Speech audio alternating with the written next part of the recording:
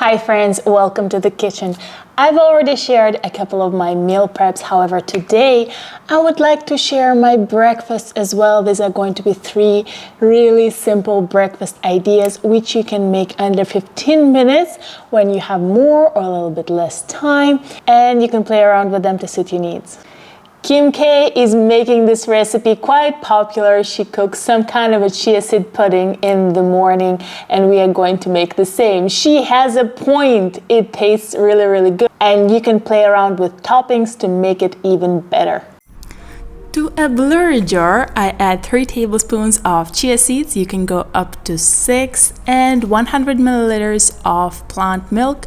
You can scale the plant milk as you scale the chia seeds. Maple syrup for a vegan option, 1-2 tablespoons, or your favorite sweetener. I do prefer liquid sweeteners in this case. Sometimes I feel like adding in plant protein. I did get back to working out, so I control for my protein intake, and this one is from PP Fit, 3 tablespoons. Adding a touch of salt, a pinch of salt, is one of the best kept secrets for chia seed puddings. It balances out the sweetness and it doesn't feel salty. It does taste just right. And then you can add the toppings. I love adding whole rolled oats and some coconut flakes. I pack it in the fridge for around 15 minutes, and after this, everything that's left is the final toppings. I realized I've been eating a lot more raspberries as the summer has started. They're just way more flavorful and juicy.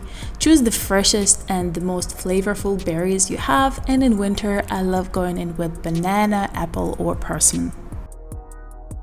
What's great about a chia seed pudding, you can make it overnight, but it can come together under 15 minutes as well. My personal favorite is oats. I know some people hate oats, and I'm definitely not in their camp. I've been loving oats since I was a little kid. And if you don't have a pressure cooker, a more traditional way is of course to cook them on a stove top, and the consistency is going to be a little bit more creamier, which I actually do prefer, but when I want to cook it hands off, I do use a pressure cooker. Half a cup of whole rolled oats. They are rather high in fiber, plant protein and iron.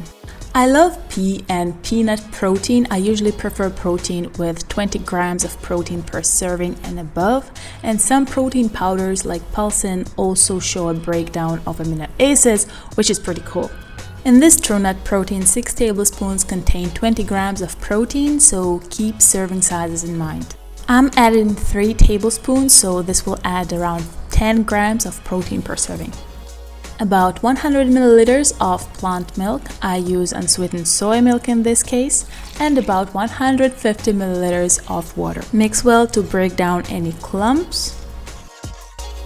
I like adding frozen berries. I prefer the ones without seeds, or pitted berries like these cherries, and I'm adding a handful in. Adding a touch of salt, sweetener of your choice. I like using erythritol, and I'm setting the pressure cooker to 13 minutes. Adding your toppings is important, especially if you don't like oats. I didn't realize how much raspberries I've been consuming. Coconut flakes. You can add nuts and seeds. I am adding roasted cashews.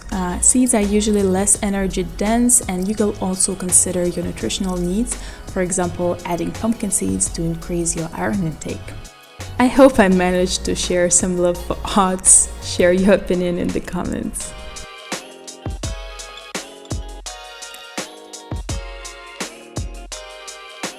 And lastly, vegan waffles. This batter can double as a pancake batter, and you can cook them on a saucepan.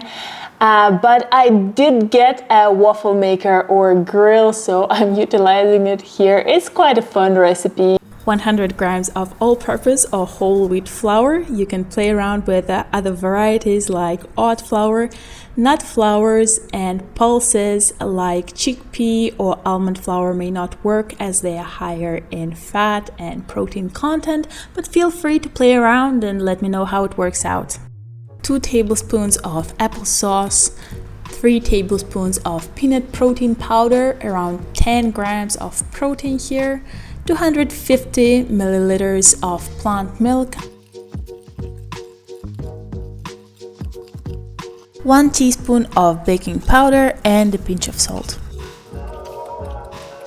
Time to use a grill, a waffle maker, or a pan, and here you just need to watch your pancakes or waffles, and it's going to be a bit harder if you don't use oil. The layer that you spread the batter in should be rather thin. When using a grill, wait for long enough, this way the top layer does not stick, and if you open the lid and the lid sticks, it's not time yet.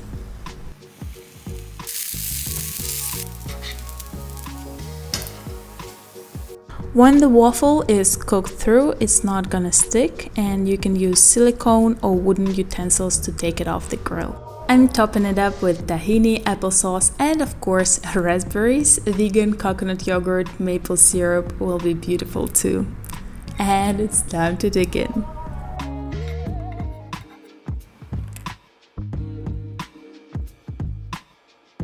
And if you're looking to simplify your weekly meals, please feel free to check out this playlist with the weekly meal preps. I see you there. Stay safe. Bye.